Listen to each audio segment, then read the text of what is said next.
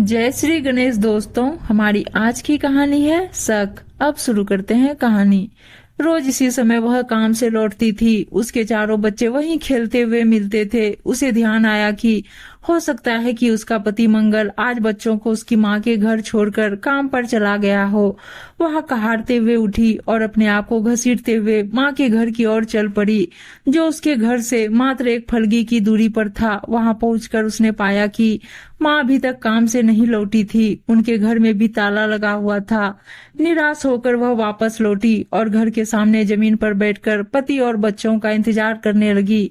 वह रोज सवेरे 4 बजे सोकर उठती, घर का कामकाज निपटाकर पति व बच्चों के लिए दाल भात पकाकर काम पर निकल जाती थी। पति व बच्चे देर से सोकर उठते थे।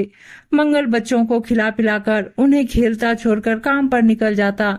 जब वह दोपहर में लौट कर आती तो उसके बच्चे घर के सामने गली के बच्चों के साथ खेलते मिलते। आज पहला मौका था कि सुगना को घर बंद मिला और बच्चे नहीं मिले। आसपास पूछताछ करने पर पता चला कि किसी ने भी मंगल व बच्चों को नहीं देखा था। ऐसा लगता था कि मंगल बच्चों को लेकर भोर होते ही कहीं चला गया था। सुगना को बाहर बैठे बैठे 2 घंटे हो गए थे। वह धीरे धीरे सुबकने लगी। आसपास औरतें व बच्चों की भीड़ जमा हो गई। उसकी पड़ोसिन केतकी जलनवश उससे बात नहीं करती थी, पर सुगना की दयनीय स्थिति देखकर केतकी को भी उस पर दया आ गई। उसने उसे अपने घर के अंदर आकर कुछ खा लेने व आराम करने को कहा, पर सुगना नहीं मानी। उसने रोते रोते कहा कि जब तक वह मंगल व बच्चों को नहीं देख लेगी तब तक न तो वहां से कहीं जाएगी और न ही कुछ खाएगी। केतकी का पति बसंत अक्सर सुगना को निहारा करता था, जिसके कारण वह मन ही मन उससे जलती थी और उससे बात नहीं करती थी। बसंत ही नहीं, बस्ती के सभी पुरुषों की नजरों का केंद्र बिंदु थी सुगना। वह 6 अमीर परिवारों में मालिश का काम करती थी। उन घरों की मालकिनों को कुछ काम नहीं था, खाली बैठे बैठे उनके बदन में दर्द होता रहता।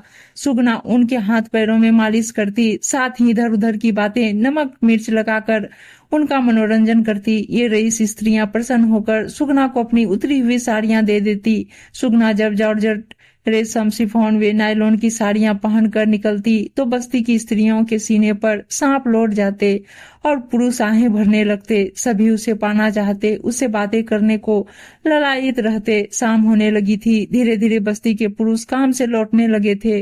आते ही सभी मंगल और बच्चों की खोज में लग गए। वास्तव में उन्हें खोजने से ज्यादा उनकी दिलचस्पी सुगना की कृपा दृष्टि पाने में थी। जब मंगल वे बच्चों का कहीं पता नहीं चला तो सबने सोचा कि शायद वह पास वाले गांव में अपने माता पिता के पास चला गया होगा। इस विचार के आते ही बस्ती के दारू भट्टी के नौजवान मालिक केवल सिंह ने सुगना की सहायता के लिए अपने आप को पेश कर दिया। बस्ती के सभी पुरुषों के पास वाहन के नाम पर पुरानी घिसी पिटी साइकिलें ही थी। केवल सिंह ही ऐसा रईस था जिसके पास एक पुरानी खटारा फटफटी थी। केवल सिंह ने अपनी फटफटी पर एक और नौजवान को बिठाया और मंगल का पता लगाने पास वाले गाँव में चला गया। केवल सिंह का सुगना के घर खूब आना जाना था। मंगल जब दारू पीकर उसकी दुकान में लुढ़क जाता तो वह उसे अपनी गाड़ी में लाद कर घर छोड़ने आता।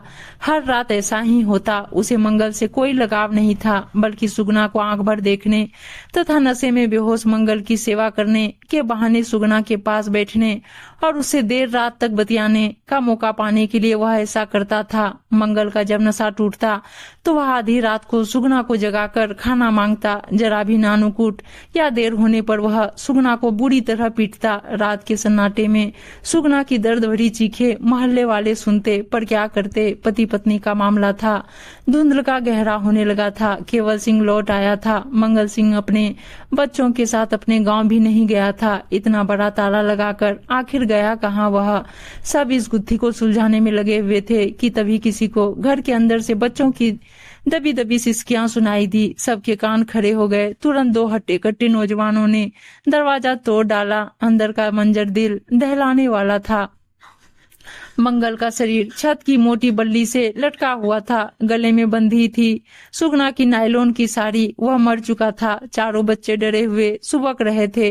देखते ही सुगना पछाड़ खाकर जमीन पर गिरकर बेहोश हो गई। स्त्रियों ने पानी डाला। होश में आते ही वह बच्चों से लिपटकर दहाड़ मारकर रोने लगी। भीड़ में से ही किसी ने पुलिस को शिकायत कर दी। पुलिस ने आते ही जांच पड़ताल शुरू कर दी। ऐसा लगता था कि शराब के नशे में मंगल ने आत्महत्या कर ली थी। कमरे की एकमात्र खिड़की अंदर से बंद थी। बस्ती वाले मंगल की बुरी आदतों से परेशान तो थे ही, सभी ने उसके विरोध में बयान दिया। किसी पर भी शक की सुई नहीं घूम रही थी। पुलिस ने निष्कर्ष निकाला कि मंगल ने बाहर से ताला लगाया तथा खिड़की से कूदकर अंदर आ गया। अंदर से दरवाजा बंद करके उसने आत्महत्या कर ली। उसने बच्चों को भी मारने की कोशिश की थी। पतीली में बचे कुचे दाल भात की जांच से पता चला कि उसमें अफीम मिलाई गई थी। मात्रा कम होने के कारण बच्चे बच गए थे। आत्महत्या का कारण किसी को समझ में नहीं आ रहा था। एक नशेड़ी इतने ठंडे दिमाग से योजनाबद्ध काम करेगा, यह बात पुलिस के गले नहीं उतर रही थी। बच्चे कुछ भी बताने में असमर्थ थे। कुछ दिन तक गहन पूछताछ और जांच पड़ताल के बाद भी पुलिस को कोई सुराग नहीं मिला। सभी के बयान समान थे और केवल मंगल की ओर इशारा करते थे। पुलिस ने भी इस गरीब बस्ती के एक नशेड़ी की मौत के मामले में ज्यादा सिर खपाने की जरूरत नहीं समझी और आत्महत्या का मामला रद्द कर तुरंत फाइल बंद कर दी। मिसेज दिवाकर के यहाँ सुगना काम करती थी। उन्हें घर के अन्य नौकरों से मंगल की मौत के बारे में पता चला तो उन्हें शराब की भट्टी के मालिक केवल सिंह पर शक हुआ, क्योंकि वही ऐसा व्यक्ति था जिसका सुगना के यहाँ अधिक आना जाना था। वह उसमें जरूरत से ज्यादा रुचि भी लेता था, पर उन्होंने इस मामले में अपनी टांग अड़ाना उचित नहीं समझा। मंगल की मौत को 1 माह ही बीता था कि केवल सिंह ने सुगना को चूड़ियां पहनाकर अपनी पत्नी बना लिया। एक दिन की अनुपस्थिति के बाद सुगना सजी संवरी नई चूड़ियां खनकाती काम पर आई तथा मिसेज दिवाकर को अपने विवाह की सूचना दी। सुनते ही मिसेज दिवाकर भड़क गई और बोली, हाय मरी, तुम्हें तो रोज रात की मारपीट से मुक्ति मिल गई थी, फिर से क्यों जा पड़ी नरक में उसी मुए के साथ जिसने तेरे मंगल को मारा। जाने में उनके मुख से उनके अंदर का दबा हुआ शक उजागर हो गया। पर अविचलित सुगना बोली, अपने आदमी की मार भी कोई मार होती है, इससे बस्ती में इज्जत बढ़ती है। रही शादी की बात, तो मोहल्ले के सब बदमाशों से बचने के लिए किसी एक का हाथ थामना अच्छा है। आप क्या जानो एक औरत का अकेले रहना कितना मुश्किल होता है। बिना आदमी के बस्ती के मनचले दारू पीकर मेरा दरवाजा पीटते थे, रात को सोने नहीं देते थे। मिसेज दिवाकर को कुछ अटपटा सा लगा कि केवल सिंह पर उनके द्वारा लगाए हत्या के इल्जाम को सुनकर भी कोई प्रतिक्रिया उसने व्यक्त नहीं की थी। 1 वर्ष बीत गया था। सुगना के पांव भारी थे। जचकी के लिए अस्पताल जाने से पहले उसने अपनी छोटी बहन फागुन को घर वे बच्चों की देखभाल के लिए बुलवा लिया। जब वह अस्पताल से नवजात बेटे के साथ घर लौटी तो उसे यह देखकर जबरदस्त धक्का पहुंचा कि उसके पति केवल सिंह ने उसकी अनुपस्थिति में उसकी बहन को चूड़ियां पहनाकर अपनी पत्नी बना लिया है। क्रोधित हो सुगना ने फागुन को बालों से पकड़कर घसीटा और खदेड़ कर बाहर निकाल दिया। केवल सिंह के ऊपर फागुन का जबरदस्त नशा चढ़ा हुआ था। उसे अपनी नई नवेली पत्नी का अपमान सहन नहीं हुआ। उसने कोने में पड़ी हुई कुल्हाड़ी उठाकर सुगना की टांग पर दे मारी। कुल्हाड़ी मांस फाड़कर हड्डी के अंदर तक धंस गई। सुगना बेहोश होकर गिर पड़ी। टांग से बहते खून की धार तथा रोते हुए नवजात शिशु को देख केवल सिंह के मन में पश्चाताप होने लगा। शोरगुल सुन सब पड़ोसी आ गए। जिस अस्पताल से सुगना थोड़ी देर पहले वापस आई थी, फिर वहीं दोबारा भर्ती हो गई। केवल सिंह बड़ी लगन से तब तक उसकी सेवा करता रहा जब तक वह पूरी तरह स्वस्थ व समर्थ नहीं हो गई।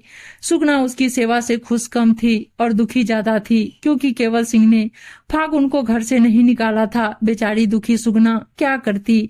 उसने अपनी पूरी आशाएं अपने नवजात बेटे पर टिका दी थी। उसने निश्चय किया कि वह बेटे को सेना में भर्ती कराएगी। जब वह लड़ाई में मारा जाएगा तो उसे सरकार लाखों रुपया देगी और उन रुपयों से वह अपनी मालकिनों की तरह ऐसो आराम से रहेगी। इसलिए उसने अपने बेटे का नाम कारगिल रख दिया। सुगना की विचित्र कामना सुनकर मिसेज दिवाकर के रोंगटे खड़े हो गए। बड़ा ही क्रूर लगा उन्हें नवजात शिशु को बढ़ाकर उसकी मौत की कल्पना करना और अपने ऐसो आराम के लिए उसकी बलि चढ़ाना। थोड़े ही दिन बीते थे कि एक दिन केवल सिंह अपनी नई पत्नी फागुन के साथ हमेशा के लिए कहीं चला गया।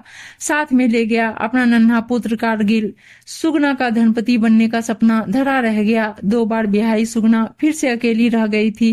वर्षा के दिन थे। सुगना की पैर का घाव भर गया था, पर दर्द की टीस अब भी उठती थी। पति और उसकी सगी बहन ने मिलकर जो छल उसके साथ किया था उसने उसे अंदर से भी घायल कर दिया था। एक दिन वर्षा में भीगती सुगना जब मिसेस दिवाकर के यहाँ पहुंची तो उसे तेज बुखार था। अपनी साइकिल बाहर खड़ा कर उनके ड्राइवर को थमा। बड़ी मुश्किल से वह बरामदे तक पहुंची ही थी कि गिरकर बेहोश हो गई। जब वह होश में आई तो मिसेस दिवाकर ने अपने ड्राइवर से उसको कार में ले जाकर डॉक्टर से दवा दिलवाकर घर छोड़ आने को कहा। आगे की सीट पर बैठी सुगना का सिर निढाल होकर ड्राइवर गोपी के कंधे पर लुढ़क गया तो उसने उसे हटाया नहीं। उसे बड़ा भला सा लग रहा था।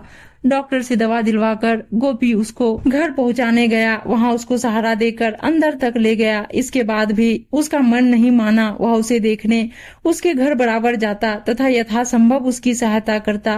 3 दिन के बुखार में गोपी और सुगना बहुत करीब आ गए थे। चौथे ही दिन गोपी ने सुगना के समक्ष विवाह का प्रस्ताव रखा। सुगना सहर्ष तैयार हो गई। गोपी ने उसे चूड़ियां पहनाकर अपनी पत्नी बना लिया। मिसेस दिवाकर को सुगना का पुनर्विवाह तनिक भी नहीं भाया। वह गुस्से से चीखी, कुदरत तुझे बार बार खराब पुरुषों से मुक्ति दिलाती है, फिर चैन से अकेले क्यों नहीं रहती? अपनी माँ के साथ रहने में तुझे क्या तकलीफ है? सुगना बड़ी सहजता से बोली, अकेली औरत जात को कोई तो रखवाला चाहिए। मिसेस दिवाकर ने सुगना की समस्या से अपने को अलग रखने की ठान ली। एक दिन मिसेस दिवाकर ने सुगना से धुले कपड़ों का गठ इस्त्री वाले के ठेले तक अपनी साइकिल पर रखकर पहुंचाने को कहा। गठ बड़ा होने के कारण साइकिल के कैरियर पर ठीक से नहीं बैठ रहा था। यह देखकर मिसेस दिवाकर बोली, सुगना तुझे ठीक से गांठ बांधनी भी नहीं आती, कपड़े बाहर निकल रहे हैं। माँ जी चिंता मत कीजिए, गांठ लगानी मुझे खूब आती है। मंगल के लिए कैसी मजबूत गांठ लगाई थी मैंने। अकस्मात सुगना के मुंह से निकला। ऐसा कहते हुए उसने आंखें ऊपर उठाई। उसकी आंखों में शैतानी चमक देखकर मिसेस दिवाकर सहम उठी। अंदर दबा हुआ शक उभर कर ऊपर आ गया था। उन्होंने सोचा तो मेरा शक सही था, मंगल ने आत्महत्या नहीं की थी, सुगना ने ही उसे मारा था। स्तब्ध मिसेस दिवाकर अपना सिर दोनों हाथों में थामकर सोफे पर धम से बैठ गई। सुगना हत्यारिन मेरे घर में और मुझे पता ही नहीं चला। सोच सोच कर वह हैरान वे परेशान थी। उनके शरीर में भय से सिहरन दौड़ गई। अब इतने अरसे बाद किससे कहे और किससे शिकायत करे? अपराधी को अपने दुष्कर्म की सजा मिलनी ही चाहिए, पर उनके पास कोई सबूत भी नहीं था। कौन सुनेगा उनके शक को? अगर सुगना को सजा दिलवा भी दी तो उसके बच्चों का क्या होगा? सोचते सोचते उनके सिर में दर्द होने लगा और सुगना अनजाने में अपना अपराध प्रकट कर बैठी थी। अपने अपराध के प्रकटीकरण से बेखबर कि मिसेस दिवाकर सब समझ गई और जान गई, बड़ी चली जा रही थी अपने रास्ते की ओर। उम्मीद है दोस्तों कहानी अच्छी लगी होगी और अच्छी अच्छी कहानियां सुनने के लिए चैनल को सब्सक्राइब और वीडियो को लाइक शेयर जरूर कर दीजिएगा। धन्यवाद दोस्तों।